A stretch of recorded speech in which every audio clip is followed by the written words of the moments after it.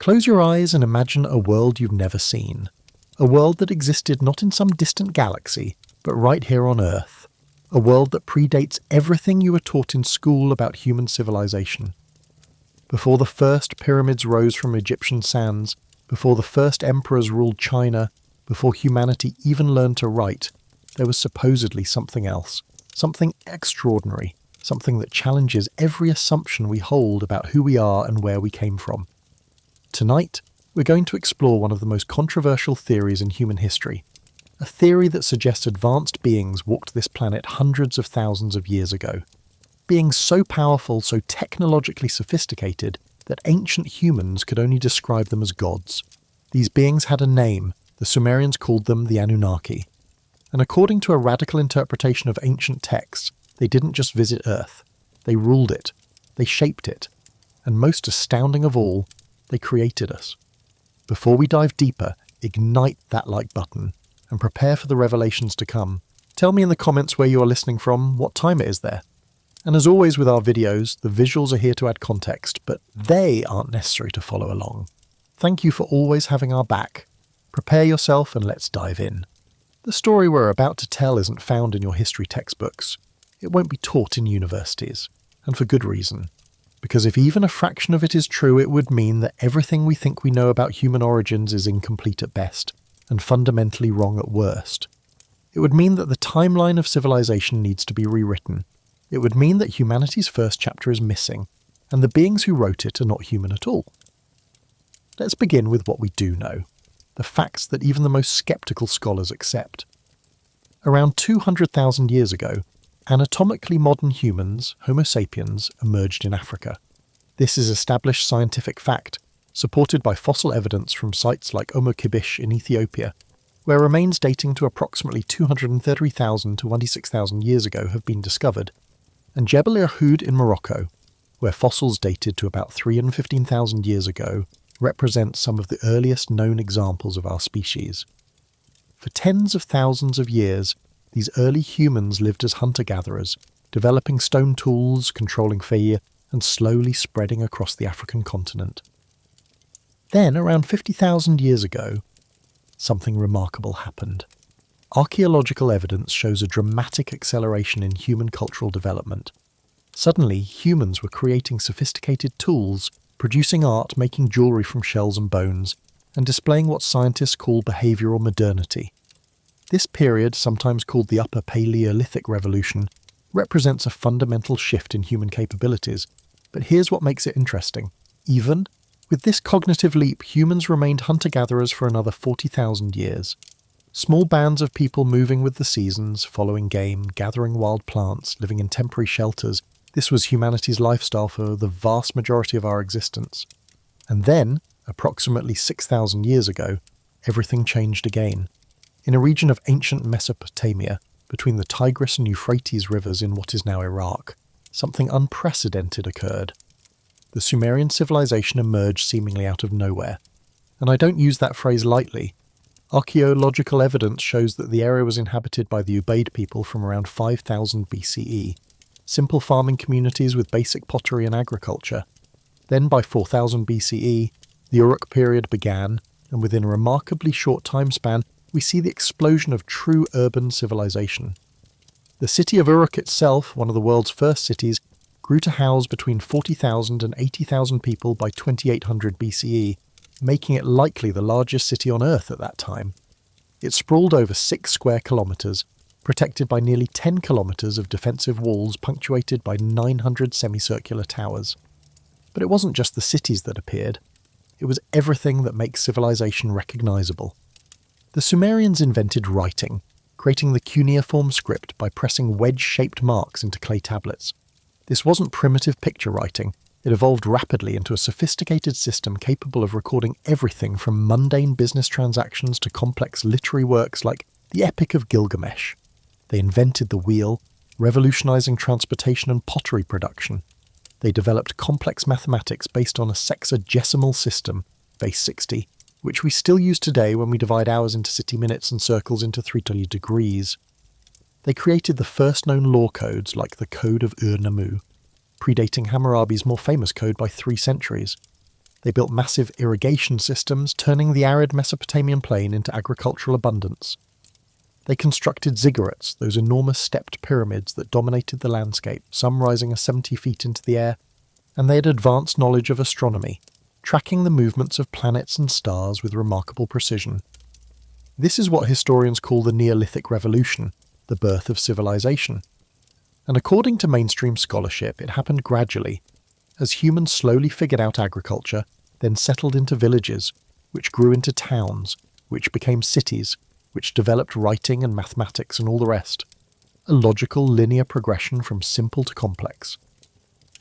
Except there's a problem. The Sumerian emergence doesn't look gradual, it looks sudden. One moment we have simple villages, the next we have sophisticated urban centres with advanced technology and knowledge. It's as if someone hit fast forward on human development.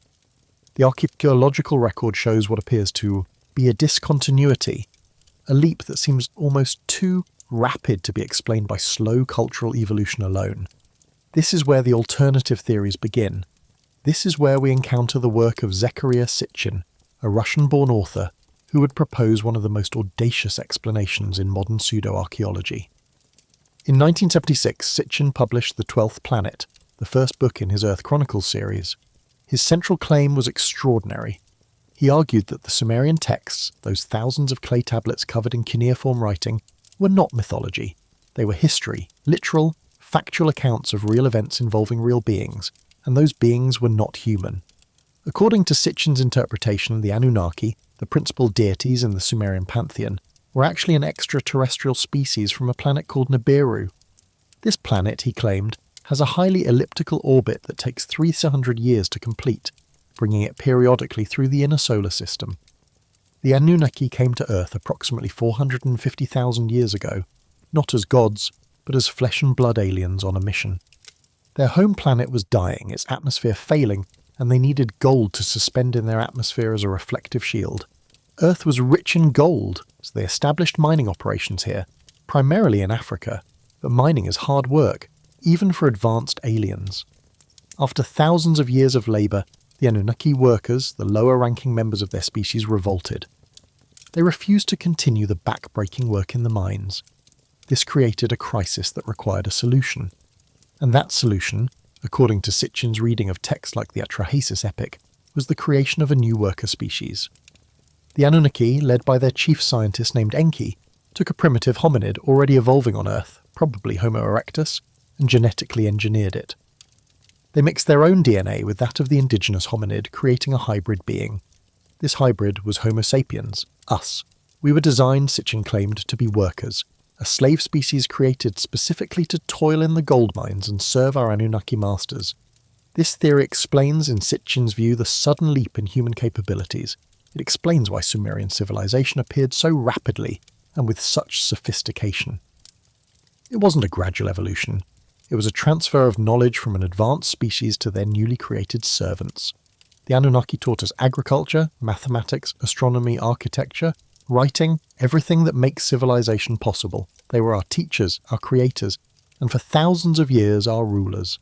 Some Anunnaki even took on roles as kings in early Sumerian cities, which explains the incredibly long reigns recorded in the Sumerian king list, where antediluvian kings are said to have ruled for tens of thousands of years. These weren't exaggerations, Sitchin argued. They were accurate records of beings with lifespans far exceeding human. Ones. The story gets even more complex. According to Sitchin's interpretation, the Anunnaki weren't a unified group. They had internal conflicts, family dramas that played out on a planetary scale. The two most important figures were half-brothers named Enki and Enlil. Enki was the scientist, the clever one, the creator of humanity who felt a certain affection for his creation. Enlil was the stern commander, the enforcer, who saw humans as nothing more than noisy, troublesome servants. Their rivalry shaped human history. When a great flood threatened to destroy humanity, it was Enlil who wanted to let us perish, seeing it as an opportunity to wipe the slate clean. But Enki, defying the other Anunnaki, secretly warned a human named Ziusudra, the Sumerian equivalent of Noah, instructing him to build a boat to survive the deluge. This story, found in Sumerian and later Babylonian texts, predates the biblical flood narrative by more than 1,000 years. Eventually, according to this theory, the Anunnaki withdrew from direct rule.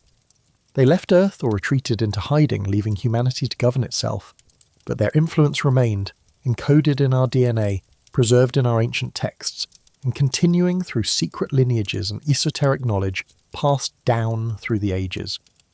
The last passage of Nibiru through the inner solar system supposedly occurred around 1600 BCE, and the next return, some calculate, could be imminent.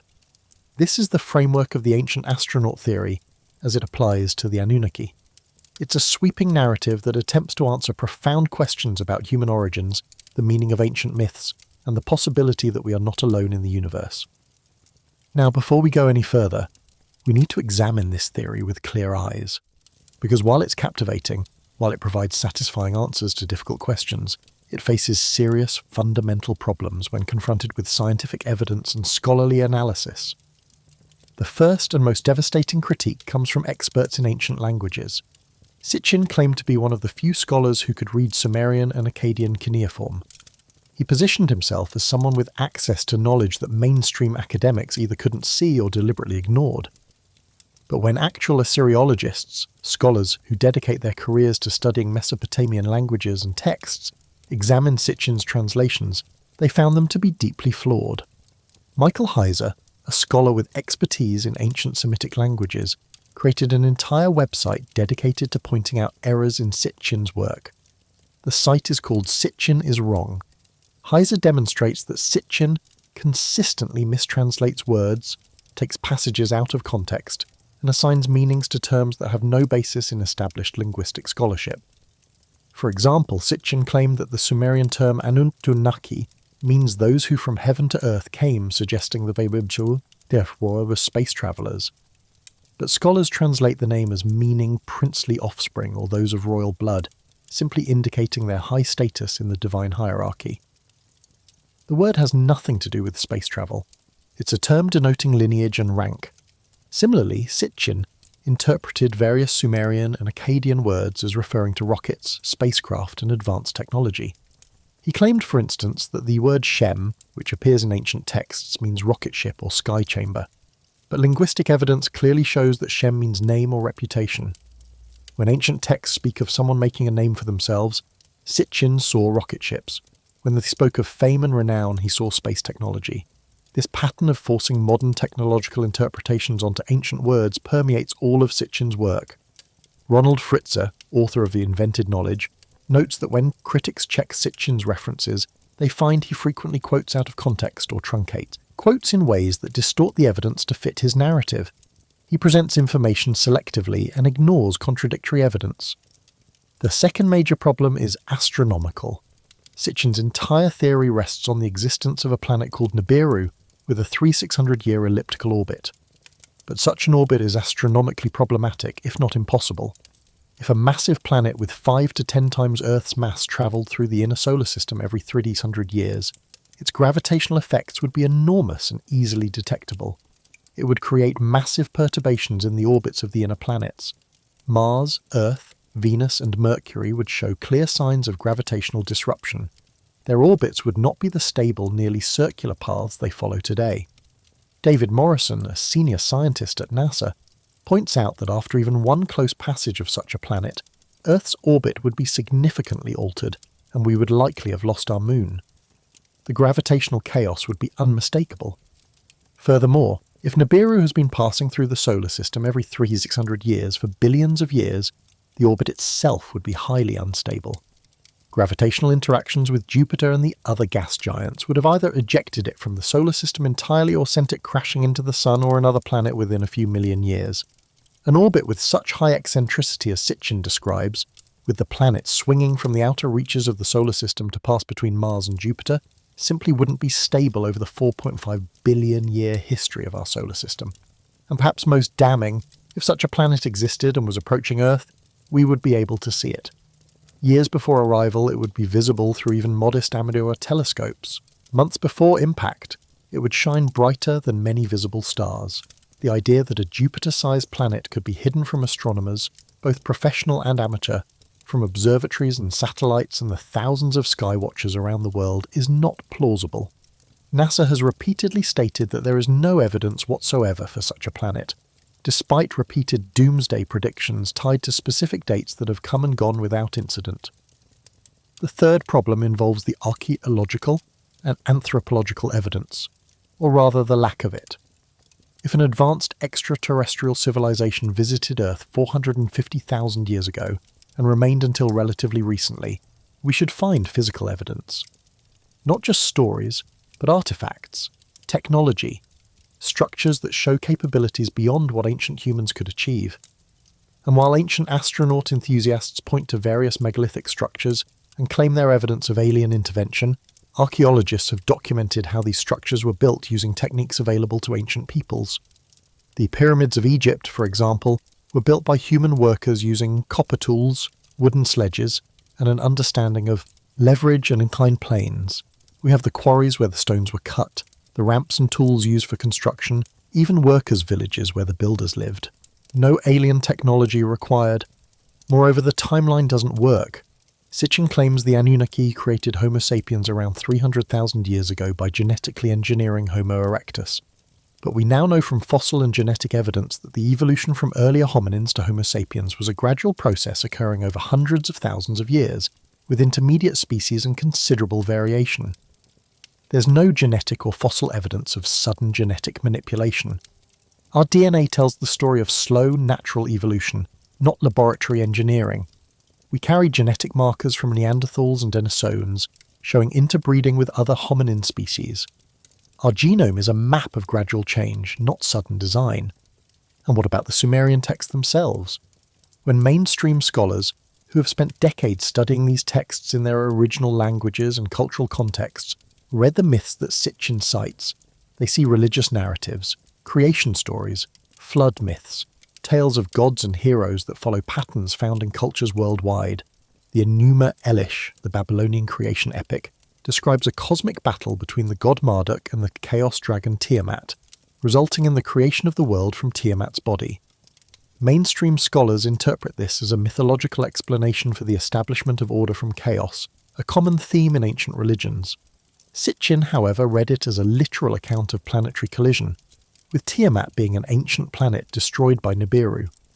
The Atrahasis epic, which describes the creation of humans by the gods to be workers, is seen by scholars as an etiological myth, explaining why humans must work and toil, why life is full of hardship. It's a story about the human condition, not a genetic engineering manual. When the text says the gods mix clay with the blood of a slain god to create humans, mainstream scholars see mythological imagery. Sitchin saw descriptions of DNA mixing. This fundamental difference in interpretation divides believers from skeptics. One side reads metaphor and symbolism, the other reads literal technical descriptions, so where does this leave us? If Sitchin's specific claims are unsupported by linguistic, astronomical and archaeological evidence, if his translations are unreliable and his conclusions drawn from cherry-picked data, does that mean there's nothing of value in exploring these ancient texts and the mysteries they contain? Not necessarily, but before we move forward, we need to examine more deeply what the actual archaeological evidence tells us. Because the story of human civilization, when reconstructed from hard evidence rather than speculation, is fascinating in its own right. And it directly contradicts the timeline proposed by ancient astronaut theorists. Let's start with the most fundamental question. When did anatomically modern humans actually appear? The fossil record gives us clear answers, even if those answers continue to be refined as new discoveries are made.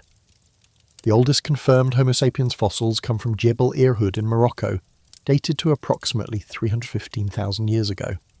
These skulls show a mix of modern and archaic features, representing a transitional stage in our evolution.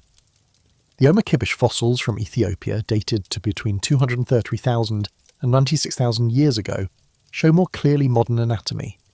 The Florisbad skull from South Africa, dating to about 259,000 years ago, provides additional evidence of early Homo sapiens emerging across the African continent.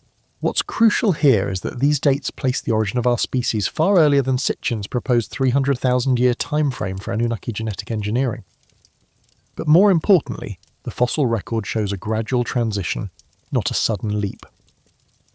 Between 500,000 and 300,000 years ago, we see the emergence of archaic Homo sapiens, or late Homo heidelbergensis, species that show a mosaic of features, some ancestral and some modern.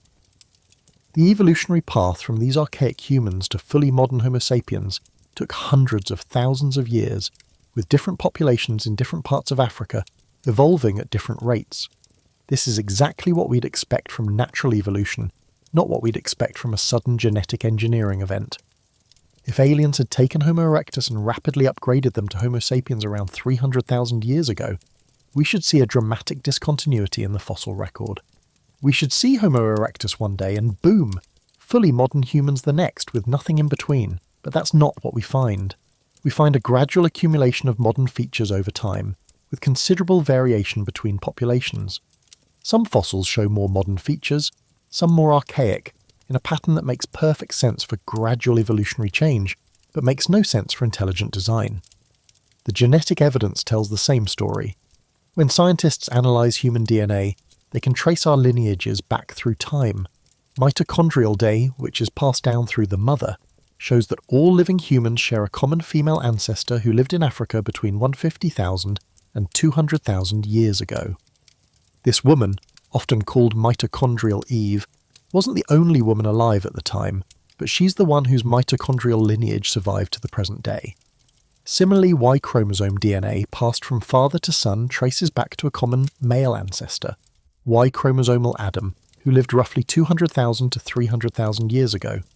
These genetic dates align beautifully with the fossil evidence for the emergence of modern humans. They don't align with an alien intervention 450,000 years ago. Moreover, human genetic diversity shows clear patterns of descent with modification. We carry genetic markers from Neanderthals, evidence that our ancestors interbred with them between 50,000 and 60,000 years ago. We also carry DNA from Denisovans, another archaic human species that lived in Asia.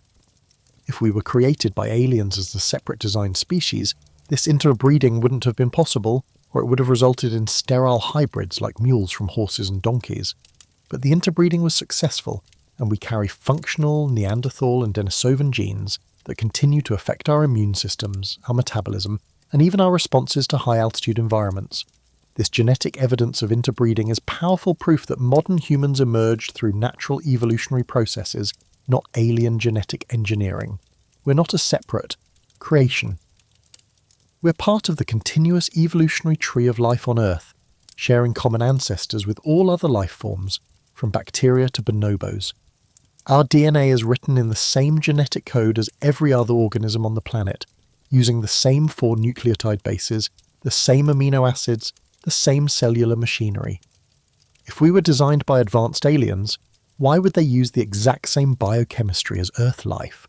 Why wouldn't they introduce something novel, something that would clearly mark us as engineered?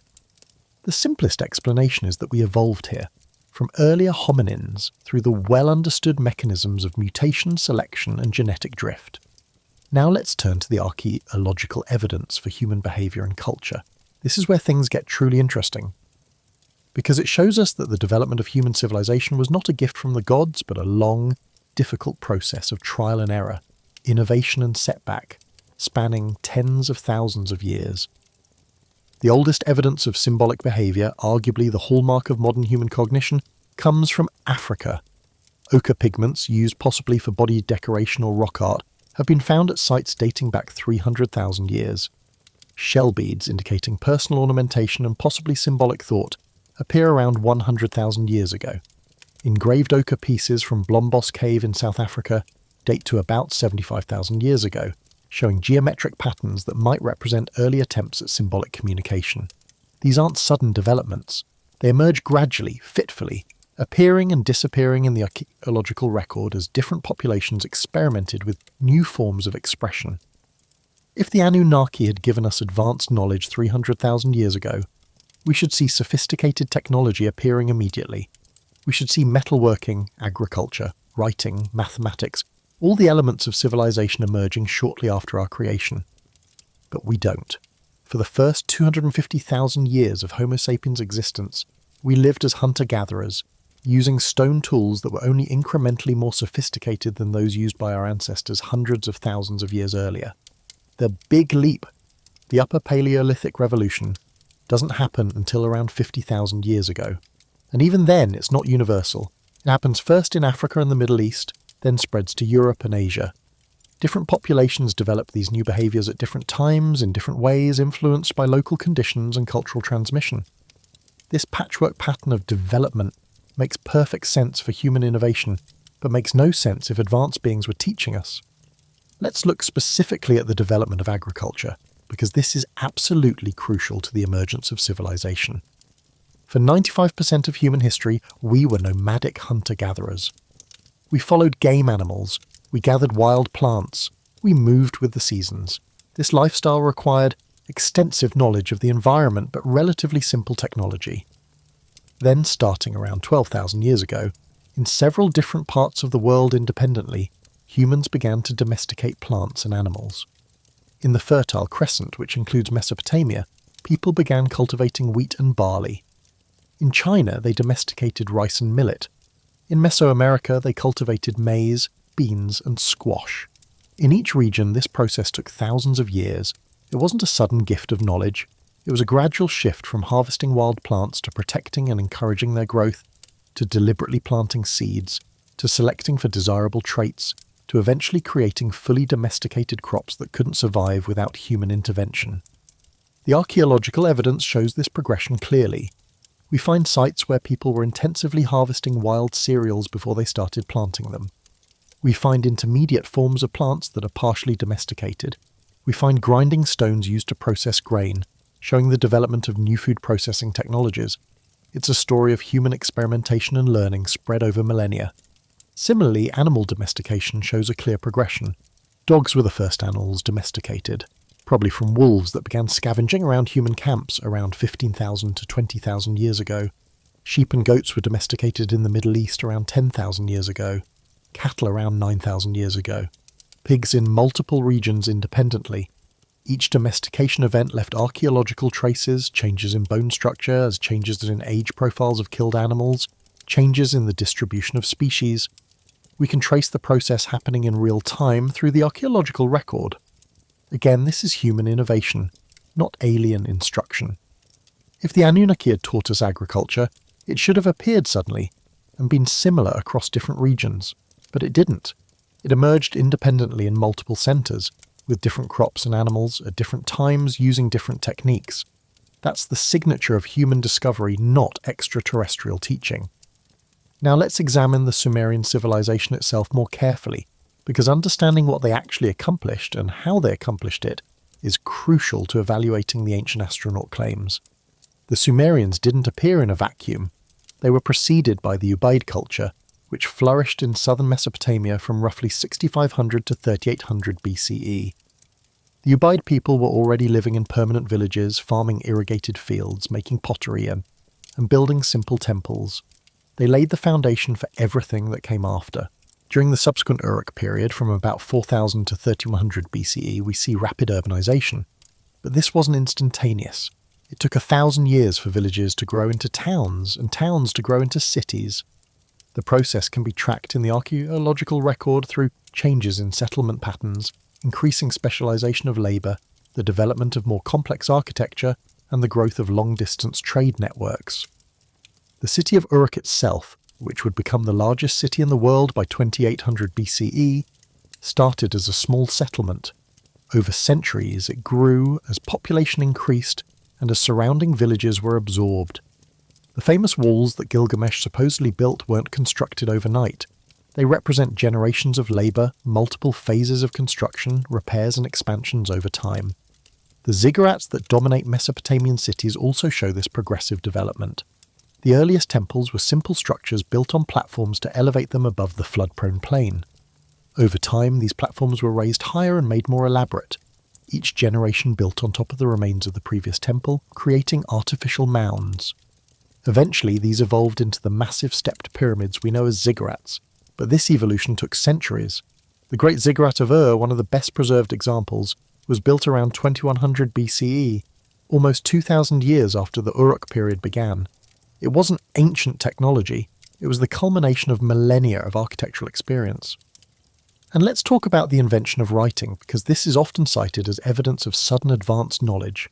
But the archaeological record shows clearly that writing evolved gradually from simpler systems. Before writing, ancient Mesopotamians used clay tokens to represent goods in transactions. A small cone might represent a measure of grain, a sphere might represent a unit of oil. These tokens were placed in sealed clay envelopes to record contracts. Eventually, people started pressing the tokens into the outside of the envelope before sealing it, leaving an impression that showed what was inside. This made the envelope itself redundant. People started simply pressing tokens into flat clay tablets. Then they realized they didn't need the tokens at all. They could just draw the impressions. These drawings gradually became standardized into the wedge-shaped marks we call cuneiform. Initially, the symbols were pictographic, simple drawings representing objects. A circle with a cross meant sheep, a bowl shape meant food. But as the system became more sophisticated, symbols started representing sounds rather than just objects, allowing scribes to write any word in their language, including abstract concepts. This entire process, from tokens to full phonetic writing, took about 2,000 years. We have examples of every stage preserved in clay. It's a beautiful demonstration of human innovation, each generation building on the work of their predecessors, gradually creating something revolutionary. No aliens needed. The mathematical and astronomical knowledge of the Sumerians and their Babylonian successors is impressive, but again, it developed gradually and for practical reasons. They needed mathematics to manage land distribution, calculate harvest yields, organize large-scale construction projects, and conduct trade. They developed a sophisticated base city number system, which we still use in measuring time and angles, because C is highly divisible. It has many factors, making calculations easier without decimals. Their astronomy developed because they needed accurate calendars for agriculture. Knowing when to plant and harvest was literally a matter of survival. They watched the sky, noticed patterns, recorded observations over generations, and gradually built up a detailed understanding of celestial cycles. The Babylonian astronomical texts, like the Enuma Anu Enlil, compiled over centuries, represent the accumulated observations of countless priest astronomers, not sudden alien knowledge. And yes, their astronomical knowledge was impressive. They could predict lunar eclipses. They tracked the movements of the visible planets. They identified constellations and understood the precession of the equinoxes, though this understanding came from centuries of careful observation. But here's the key point. Everything they knew was based on naked eye observation. They knew about 5 planets, Mercury, Venus, Mars, Jupiter, and Saturn, the ones visible without telescopes. They didn't know about Uranus, Neptune, or Pluto, which are too dim to see without optical aid. This is exactly what we'd expect if their knowledge came from human observation, not from aliens who presumably would know the complete solar system. The claim that cylinder seal VA-243 shows all 12 planets, including Nibiru, has been thoroughly debunked by the scholars who can actually read cuneiform. The seal doesn't depict the solar system at all. It shows a divine figure, possibly the sun god, surrounded by other symbols that represent stars or deities. The Sumerians didn't use 12-pointed star symbols to represent planets. They used specific standardized symbols for the celestial bodies they knew. A crescent for the moon, a star with points for Venus, and so on. The pattern on VA-243 doesn't match the known Mesopotamian astronomical notation system. It's simply not showing what Sitchin claimed. This has been pointed out by numerous cuneiform experts, including Michael Heiser, who has written extensively on the errors in Sitchin's interpretations. So the hard archaeological and linguistic evidence consistently contradicts the ancient astronaut narrative. Human evolution shows a gradual process over hundreds of thousands of years. The development of agriculture shows independent innovation in multiple regions. The emergence of Sumerian civilization shows progressive development building on earlier cultures. The invention of writing shows a clear evolutionary path from simpler systems, and the astronomical knowledge of the Mesopotamians is exactly what we'd expect from careful human observation over many generations, no extraterrestrial input required. Because while Sitchin's interpretation may be fundamentally flawed, the questions he raised are legitimate. The Sumerian civilization was remarkable. Its sudden flowering in a relatively short time period is notable. The sophistication of their knowledge, particularly in astronomy and mathematics, is impressive. And the myths themselves, these stories of gods descending from the heavens, of a great flood, of humans being created to serve divine beings, are genuinely intriguing. They deserve serious study, even if the answers aren't aliens. Let's look at what the actual Sumerian texts tell us, when translated by credible scholars. The Anunnaki were indeed the principal deities of the Mesopotamian pantheon.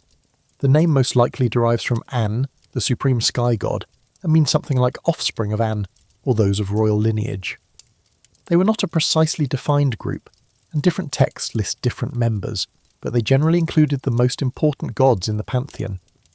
The flood story appears in multiple Mesopotamian texts, and understanding these narratives is crucial because they've been central to ancient astronaut theories. The oldest version we have is from the Sumerian poem about Ziusudra, dating to around 1600 BCE, but probably based on much older oral traditions. The Atrahasis epic contains another version, and the most complete and famous version appears in Tablet 11 of the Epic of Gilgamesh. In the Gilgamesh version, the flood story is told by Utnapishtim to Gilgamesh, explaining how he became immortal. Utnapishtim was a king of the city of Shuruppak when the gods decided to destroy humanity with a great flood. The text doesn't give a completely clear reason. Some passages suggest humanity had multiplied too much and become too noisy, disturbing the gods' rest. Other passages hint at rebellion or corruption. Whatever the reason, Enlil convinces the Council of Gods to send a devastating flood that will wipe out all human life. The gods swear an oath to keep this plan secret from humanity, but Enki, who had helped create humans, doesn't want to see them destroyed. However, he's bound by the oath not to reveal the plan directly, so he employs a clever trick. He goes to Utnapishtim's reed house and speaks to the wall, to the reed mat, ostensibly talking to the structure but knowing that Utnapishtim is inside listening. Reed house, wall, wall, he says. Hear this, pay attention to this. Tear down your house and build a boat. Abandon possessions and seek life. Despise property and save your life. He gives us specific dimensions for the boat, instructions to coat it with pitch, and commands to load it with seed of all living things, his family and craftsmen. Utnapishtim obeys, though his neighbours think he's mad. He builds the enormous vessel, loads it with everything specified, including his family, his silver and gold, and animals both wild and domestic. Then the storm comes. The description is terrifying and poetic. When the first light of dawn appeared, a black cloud rose from the horizon. The storm god Adad was thundering inside it. The gods of destruction, Shulut and Hanish, go in front. Anunnaki gods are lifting torches, setting the land ablaze with their flashing. The roar of the storm god reaches the sky. Everything bright turns to darkness. For 6 days and 6 nights wind and flood rage. On the 7th day the storm subsides. The text says the sea became calm, the tempest stilled, the flood ceased. Utnapishtim opens a hatch and looks out. All of humanity has turned to clay. The surface is flat as a roof. He weeps. The boat eventually comes to rest on Mount Nimush. Utnapishtim sends out a dove, which returns finding no place to land. He sends a swallow, which also returns. Finally he sends a raven, which doesn't return, having found land and food. Utnapishtim disembarks and makes a sacrifice to the gods. The text has a beautiful, almost darkly humorous line. The gods smelled the savour, the gods smelled the sweet savour. The gods gathered like flies over the sacrifice. They'd been without human offerings for 7 days, and they were apparently quite hungry. When Enlil arrives and sees that humans have survived, he's furious, but Enki defends his actions, arguing that wiping out all humanity for the sins of some was unjust. He persuades the gods to use more moderate means of population control in the future: plagues, wild animals, famine, rather than total annihilation.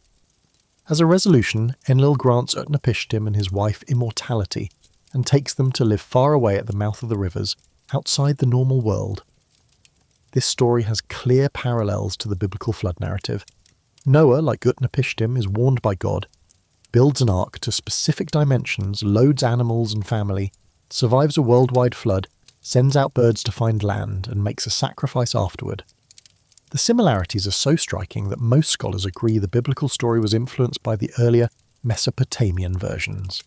The Hebrew people, during the Babylonian exile around 586 to 539 BCE, would have been exposed to these Mesopotamian flood traditions and incorporated elements into their own religious texts. But what about the flood itself? Did a real catastrophic flood give rise to these myths? This question brings us to the Younger Dryas impact hypothesis. and the question of whether civilization might be older than we think. Around 12 to 800 years ago, Earth's climate was warming, emerging from the last ice age. Then suddenly, temperatures plummeted again, plunging much of the northern hemisphere back into near-glacial conditions. This period, known as the Younger Dryas, lasted about 200 years before ending just as abruptly with rapid warming.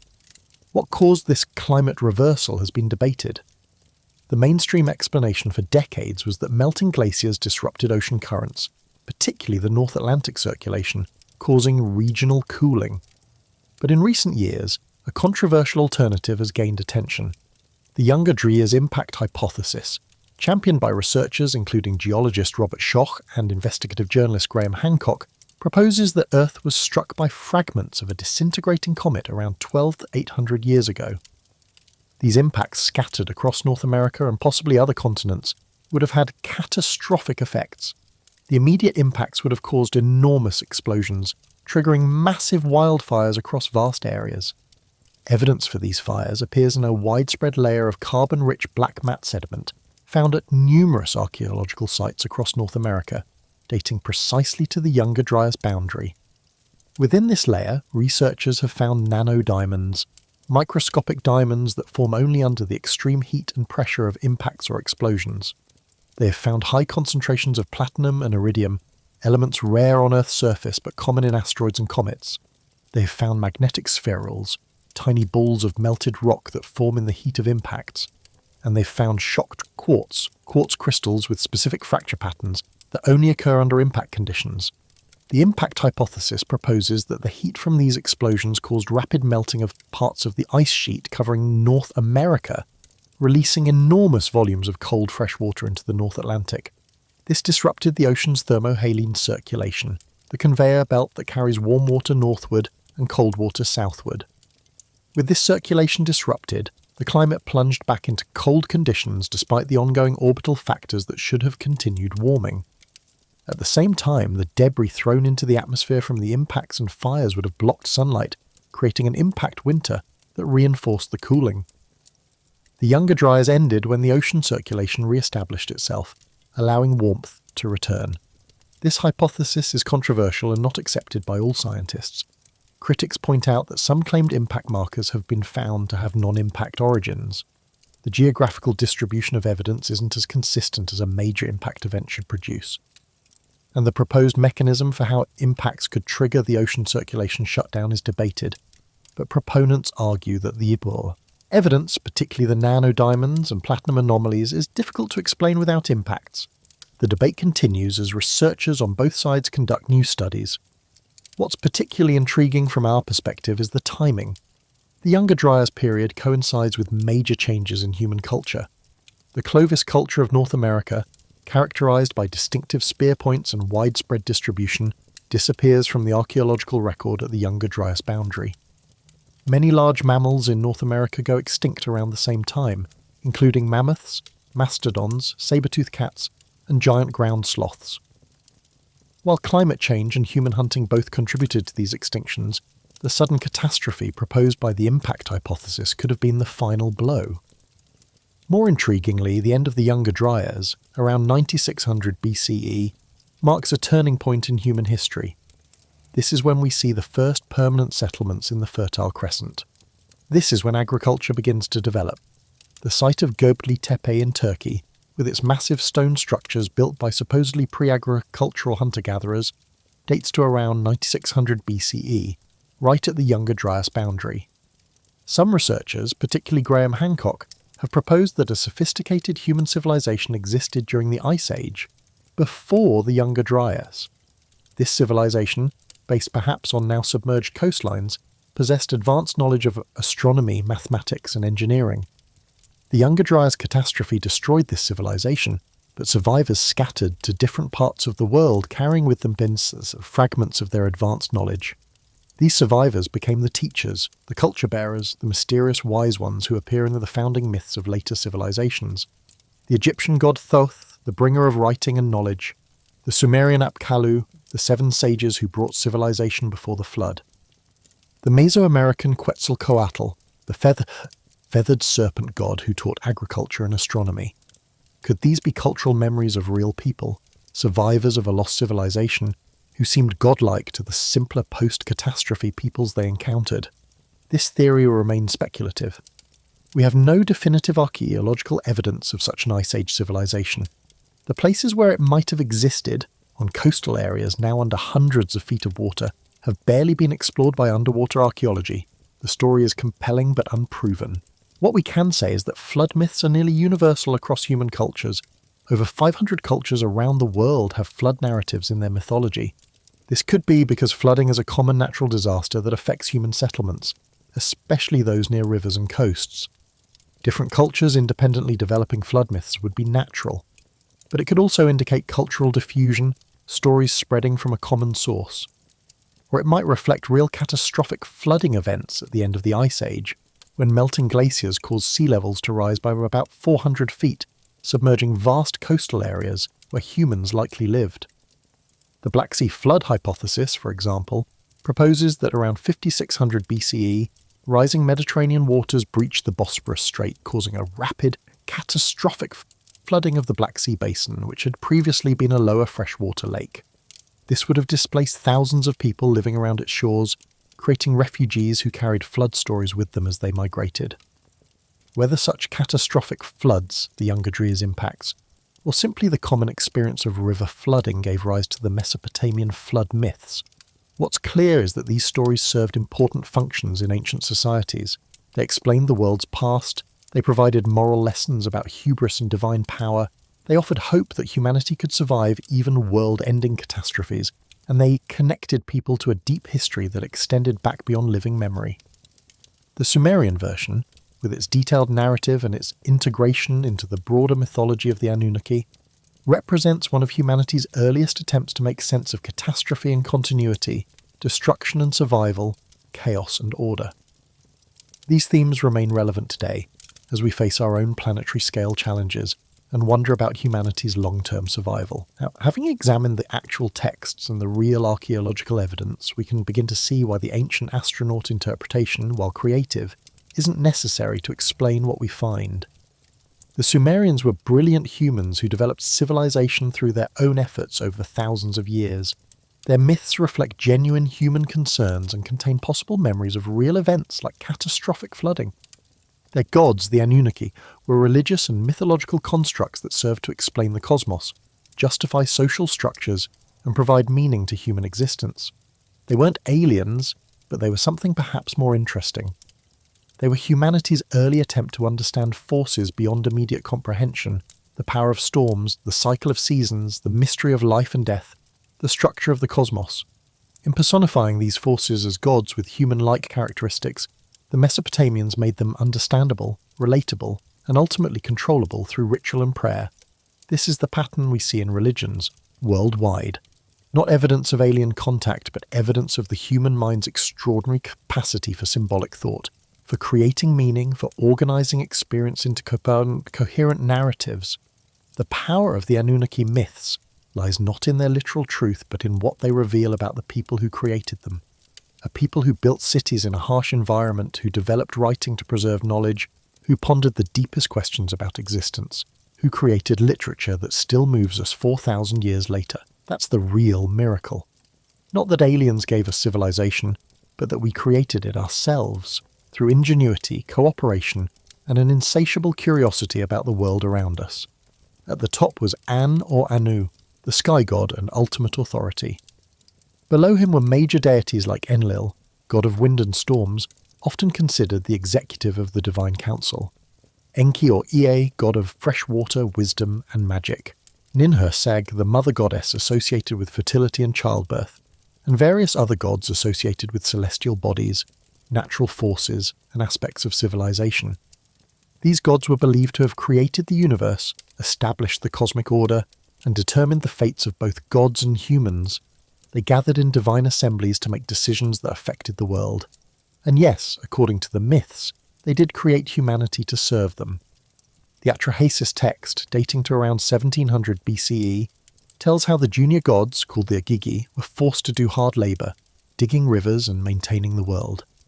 After centuries of toil, they rebelled, burning their tools and demanding relief. To solve this crisis, the mother goddess Nintu, working with Enki, created humans by mixing clay with the flesh and blood of a slain god.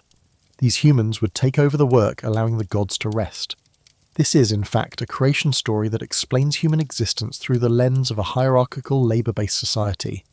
It reflects the Mesopotamian worldview, where everyone had a role and purpose, where work was necessary for cosmic order, and where humans owed service to the gods just as citizens owed service to their kings. It's theology and social commentary, not a technical manual for genetic engineering. The Great Flood story appears in multiple Mesopotamian texts. The most complete version is in the 11th tablet of the Epic of Gilgamesh, where Utnapishtim tells Gilgamesh how the gods decided to destroy humanity with a flood. The god Ea, in a clever bit of deception, warns Utnapishtim by speaking to the wall of his reed hut, allowing him to overhear the divine plan. Utnapishtim builds a great boat, loads it with his family and animals, and survives the deluge. When it's over, he makes a sacrifice, and the gods, who have been starving without human offerings, gather around the smoke like flies. Enlil, who instigated the flood, is furious that anyone survived, but Ea argues for moderation. As a reward for surviving, Utnapishtim and his wife are granted immortality and taken to dwell at the mouth of the rivers. This story clearly influenced the later biblical account of Noah, but it serves different purposes. It explores themes of divine anger, human mortality, the relationship between humans and gods, and the limits of divine power. The gods themselves are frightened by the flood they unleashed. They huddle in heaven, terrified by the destruction. They're not all powerful beings. They're anthropomorphic characters with very human emotions and flaws. So if these aren't accounts of alien visitors, why are the Sumerians so advanced? Why did their civilization emerge so rapidly? The answer, according to archaeologists and historians, is more complex than aliens, but no less fascinating. The Sumerian civilization didn't actually appear overnight. It was built on foundations laid by earlier cultures. The Ubaid period, from roughly 6500 to 3800 BCE, saw the development of the first permanent settlements in Mesopotamia. The Ubaid people developed irrigation agriculture, built temples, created distinctive pottery, and established trade networks. They were laying the groundwork. The subsequent Uruk period, from about 4000 to 3100 BCE, saw rapid urbanization and the development of more complex social structures. This is when we see the emergence of the first true cities, specialized labor, and the invention of writing. But writing didn't spring fully formed. It evolved from a system of clay tokens used for accounting, gradually becoming more sophisticated as the needs of urban administration demanded better record keeping. Mathematics developed because managing large-scale irrigation, dividing land, and conducting trade required calculation. Astronomy became important for creating calendars, essential for agricultural societies that needed to know when to plant and harvest. The connection between celestial cycles and earthly seasons made the heavens practically important. The sophistication of Sumerian culture reflects human ingenuity responding to environmental challenges and opportunities. The Mesopotamian plain was fertile but unpredictable. It required cooperation on a large scale to build and maintain irrigation systems. This cooperation necessitated organization, which led to hierarchy, which led to kingship and eventually urban civilization. The ziggurats weren't landing platforms or ancient nuclear reactors. They were temples, artificial mountains built in a land that had no natural mountains, designed to bring humans closer to the gods believed to dwell in the heavens. They were impressive feats of engineering that showcase what humans can accomplish with organization, determination, and time. And that's the key word. Time. While the emergence of Sumerian civilization seems rapid from a bird's-eye view of history, it still took centuries and built upon millennia of prior development. Human innovation doesn't require alien intervention. It requires need, opportunity, cultural transmission of knowledge, and the occasional brilliant individual who makes a breakthrough. But here's where the story gets interesting again. Because even if we reject Sitchin's interpretation, even if we accept mainstream scholarship on the Sumerians, we're still left with something remarkable and mysterious. We're left with the fact that the Sumerians themselves believed in the Anunnaki as real beings who had been physically present on Earth. They wrote about them not in distant abstract terms, but as entities who had walked among humans, who had established cities, who had taught civilization. The myths describe these gods in anthropomorphic terms, with human-like bodies, human-like emotions, human-like conflicts. They ate, They drank, they fought, they loved, they made mistakes. They were tangible, not transcendent. This is different from many religious traditions, where gods are eternal, unchanging, purely spiritual beings. The Mesopotamian gods had a very different character. They were powerful, yes, but also limited. They were immortal, but not eternal. They had needs, they grew tired, they could be defeated or tricked. In many ways, they resembled a highly advanced race more than omnipotent deities. This has led some researchers to propose a middle ground between Sitchin's aliens and mainstream mythology. What if the Anunnaki were neither extraterrestrials nor pure mythological constructs, but memories of a real, advanced human civilization that existed before the Sumerians? What if there was a lost chapter of human history, a sophisticated culture that was destroyed by the cataclysms at the end of the last ice age, around 11,000 to 12,000 years ago? The survivors of this lost civilization possessing advanced knowledge could have appeared godlike to the more primitive peoples they encountered. They could have taught agriculture, astronomy, and architecture, passing down their knowledge, which was eventually mythologized over thousands of years of oral tradition before being written down by the Sumerians. This theory, while speculative, doesn't require aliens or impossible planets. It only requires that human civilization is older than we currently acknowledge, that there were advanced cultures that rose and fell before the historical record begins. And there is some intriguing evidence to support this possibility. The Younger Dryas impact hypothesis proposes that around 12 to 800 years ago, Earth was struck by fragments of a disintegrating comet. The impacts triggered massive wildfires across North America and beyond, threw enormous amounts of debris into the atmosphere, and caused rapid climate change. Temperatures plummeted, returning the world to near glacial conditions for over 1,000 years. This event corresponds with the extinction of many large animals and the disappearance of the Clovis culture in North America. More importantly, it coincides with numerous flood myths from cultures around the world. If an advanced human civilization existed during this time, it would have been devastated. Rising sea levels at the end of the Ice Age submerged vast coastal areas where, logically, advanced maritime cultures would have been located. Any cities, ports, or settlements on those ancient coastlines now lie under hundreds of feet of water. The survivors, scattered and reduced, might have appeared as wise teachers to the simpler cultures that remained. Over time, they would be remembered as gods, as beings from a golden age, as those who brought civilization from the heavens. This interpretation explains the global prevalence of flood myths, the curious advanced knowledge in ancient texts, and the Sumerian myths without requiring alien visitors. It suggests that human history is far more complex and ancient than the traditional narrative allows, that we've underestimated our ancestors, and that civilization is not a linear progression from primitive to advanced, but rather a cyclical process where cultures rise, reach great heights, fall to disaster, and must rebuild from the ruins. Sites like Göbekli Tepe in Turkey support this view. Discovered in the 90s, this massive stone temple complex dates to approximately 11,000 years ago, built by people who supposedly hadn't even invented agriculture or pottery yet. The sophistication of the stone carvings and the organizational capacity required to build such a structure challenges our assumptions about what hunter-gatherers could achieve. If they could build Göbekli Tepe, what else might they have accomplished?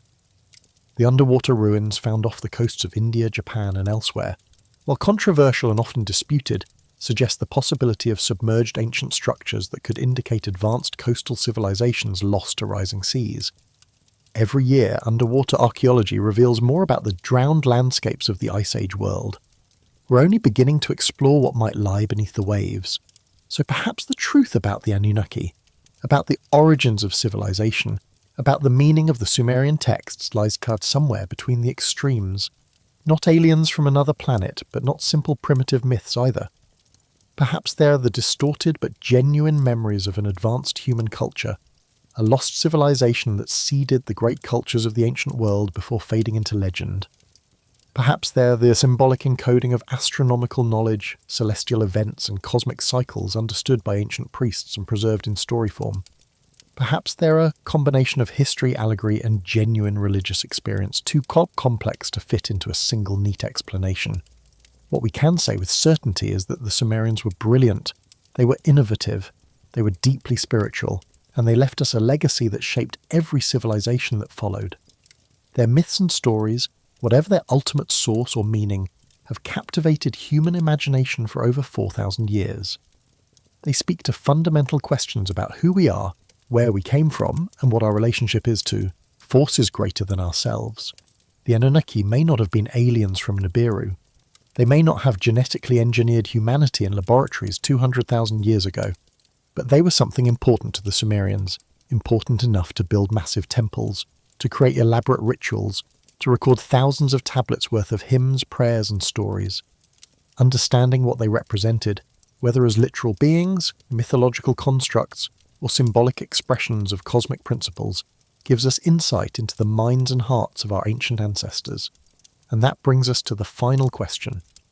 Even if we set aside the alien theory, even if we accept that the Anunnaki were mythological gods, not extraterrestrials, why does this story have such power?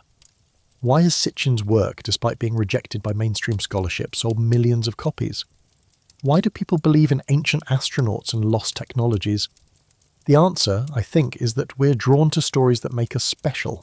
The idea that we're the products of intelligent design, even alien intelligent design, is somehow more appealing to many people than the idea that we're the result of blind evolutionary processes.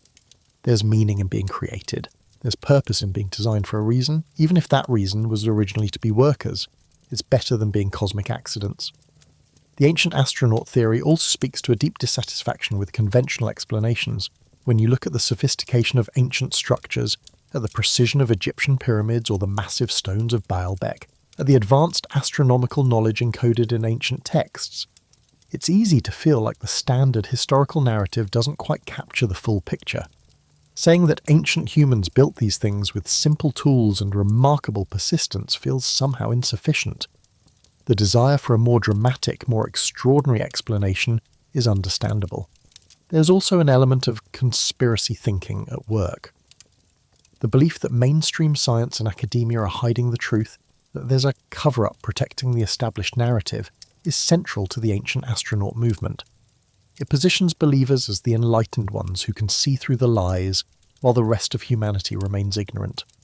This provides a sense of special knowledge, of being part of an exclusive group that understands reality in a way others don't. But perhaps most powerfully, the Anunnaki theory and ancient astronaut ideas generally tap into our cosmic loneliness. The universe is vast, almost incomprehensibly so. The distances between stars are so enormous that even if alien civilizations exist, we may never contact them. We're alone on a small planet orbiting an average star in an unremarkable galaxy among billions of galaxies. That isolation is frightening. The idea that we're not alone, that we've never been alone, that advanced beings have been visiting Earth for hundreds of, thousands of years is profoundly comforting. It makes the universe feel less empty, less indifferent, more connected to our story. If the Anunnaki were real, we're part of a larger cosmic community. We have relatives among the stars. We're not orphaned children on a lonely world. We're part of a grand, ancient drama that spans the galaxy. That's a seductive narrative. The truth, as best we can determine it from the evidence, is both more mundane and more amazing than alien gods. The truth is that humans, just ordinary evolved primates, built civilization through ingenuity, cooperation, and accumulated knowledge passed down through generations. We did it ourselves, without extraterrestrial help. And that makes our accomplishments even more impressive. We went from scattered bands of hunter-gatherers to sprawling civilizations with writing, mathematics, astronomy, art, philosophy, and technology, all through human effort. We decoded the movements of planets. We built monumental architecture. We created literature that still moves us thousands of years later. We did that. The Sumerians, the Egyptians, the Maya, the Chinese, all the great civilizations of antiquity were human achievements. The individuals who invented writing, who first understood that the stars followed predictable patterns, who figured out how to smelt metal and build with stone, were people like us, with human brains and human limitations, who nevertheless reached for the stars and changed the world. That's not a rejection of mystery or wonder. It's an affirmation of human potential. The universe is still vast and mysterious. We still don't know if we're alone, though the probability of other life existing somewhere in the cosmos is high. We still have profound questions about consciousness, about the nature of reality, about the meaning of existence. But the answers to those questions will come from rigorous investigation, from careful analysis of evidence, from the hard work of science and scholarship. Not from misinterpreting ancient texts or inventing phantom planets. The Sumerian civilization, properly understood, is a testament to what humans can achieve when circumstances align. A fertile river valley, a need for cooperation to manage water resources, the development of surplus food allowing specialization of labor, the invention of writing to track increasingly complex transactions and preserve knowledge, the emergence of religious and political hierarchies to organize society. All these factors came together in Mesopotamia to create something new, something that hadn't existed before, the first civilization. And the gods of that civilization, the Anunnaki, however we interpret them, were part of that cultural flowering. They gave meaning to existence. They explained the mysteries of nature. They provided a framework for understanding the world, for organizing society, for passing down values and knowledge. Whether they were memories of real people, pure creations of religious imagination, or personifications of natural forces, they served a vital function. They made the universe comprehensible in an age before science, and their stories, preserved on clay tablets in the ruins of ancient cities, still speak to us. They tell us about hopes and fears that are recognizably human. The Epic of Gilgamesh, one of the oldest written stories follows a king who, devastated by his friend's death, goes on a quest to find immortality.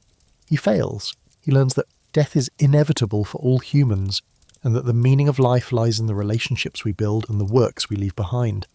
That's a universal human story, relevant today as it was 4,000 years ago. It doesn't require aliens to be profound.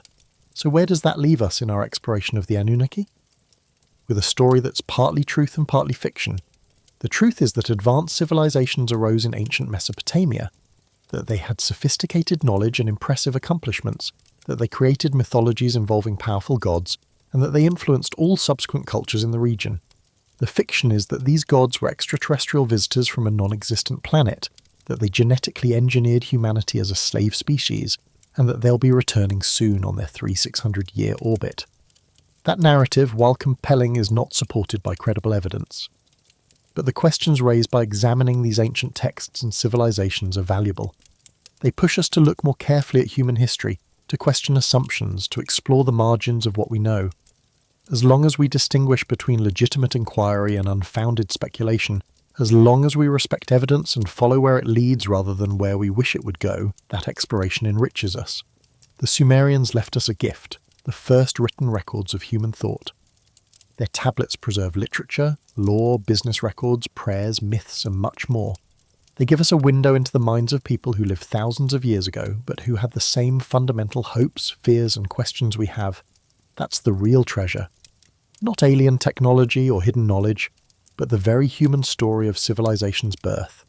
A story of people figuring things out, making mistakes, reaching for greatness, and leaving behind something that would outlast them. And in the end, that's what civilization is. It's humans cooperating, building, dreaming, and creating something larger than any individual could achieve alone. The Sumerians understood that. They built cities that required thousands of people working together. They created writing so knowledge could be preserved and shared across generations. They developed laws so society could function with some measure of justice and order. They reached for the heavens, building ziggurats that connected earth to sky. And they asked the big questions. Where did we come from? What's our purpose? What happens when we die? Those questions don't have simple answers, not then, not now, but asking them is what makes us human. The Anunnaki, whatever they were, represent our ancestors' attempt to grapple with those eternal questions, to understand the forces that shaped their world, to find meaning in existence. Their answers were different from ours because they had a different understanding of the world, but the impulse was the same. It's the impulse that drives science, philosophy, art, and religion. The impulse to understand, to make sense of reality, to find our place in the cosmos. So perhaps the ultimate lesson from the story of the Anunnaki is not about whether ancient astronauts visited Earth. Perhaps it's about recognizing that mystery and wonder don't require aliens or supernatural explanations. The real world, properly understood, is far more complex and amazing than any myth. The story of how the universe formed from a singularity, how stars forge heavy elements in nuclear furnaces, how planets coalesce from stellar dust, how life emerges from chemistry, how evolution shapes the incredible diversity of living things, how consciousness arises from networks of neurons, how human cultures develop language and art and science. That story, the true story as best we can piece it together, is breathtaking. It doesn't diminish us to be part of a natural process. It elevates us, because we're not just part of nature. We're the part of nature that has become aware of itself. We're the universe examining itself, questioning itself, trying to understand itself. That's what the ancient Sumerians were doing when they built their civilization and wrote their myths. And that's what we're doing when we study their tablets, when we excavate their cities, when we try to understand their world. We're continuing the great human project of making sense of existence. And that project doesn't need alien gods to be meaningful. It's meaningful precisely because it's human. Because it's us reaching beyond ourselves to understand the cosmos. The Anunnaki may not have been real in the way Sitchin imagined, but the human creativity that invented them, the human ingenuity that built Sumerian civilization, the human curiosity that recorded everything on clay tablets, the human drive to find meaning and purpose in a vast universe. That's real, that's powerful, and that's our true inheritance from the ancient world. Not alien DNA, but the indomitable human spirit that has always looked at the unknown and decided to explore it. So as we close this journey through ancient Mesopotamia, through controversial theories and archaeological evidence, through myth and history, what we're left with is a deeper appreciation for human achievement. The Sumerians were extraordinary, not because gods or aliens helped them, but because they did it themselves. They took the raw materials of the Mesopotamian plain, mud and reeds and woods and water, and built civilization. They looked at the chaotic world around them and created order. They faced their own mortality and built things that would last. And thousands of years later, we're still reading their words, still marvelling at their accomplishments, still trying to understand who they were. In that sense, they achieved a kind of immortality that no Anunnaki ever promised them. They live on in their legacy, in the cuneiform tablets that preserve their thoughts, in the ruins of the cities they built, in the influence they had on every culture that came after. That's the real magic of civilization. Not that gods gave it to us, but that we created it ourselves and passed it down through the generations. Each culture building on what came before, each generation adding to the collective knowledge of humanity. We stand on the shoulders of the Sumerians, and then they stood on the shoulders of those who came before them. And those who come after us will stand on our shoulders, building on what we've learned, creating things we can't imagine. That's the true story of humanity. Not a story of being created by advanced aliens, but a story of creating ourselves, slowly, patiently, over thousands of generations. A story of adaptation and innovation and cooperation and creativity. A story that's still being written. The chapter on the Anunnaki, on ancient astronauts and hidden planets, may be a detour from that main narrative, but it's a reminder that the human need for meaning, for connection, for understanding our origins, is as old as civilization itself. We may have better tools now for answering those questions. We have archaeology and linguistics and astronomy and genetics. We have the scientific method. But the questions themselves haven't changed. We're still asking where we came from. We're still wondering if we're alone. We're still trying to understand our place in the cosmos. The answers we're finding are different from what the ancient Sumerians believed, but they're no less profound. And the search continues. We haven't finished exploring our past. We haven't finished excavating ancient sites or translating ancient texts. We haven't finished learning what our ancestors knew and accomplished. Every year brings new discoveries that refine and sometimes revolutionize our understanding of human history.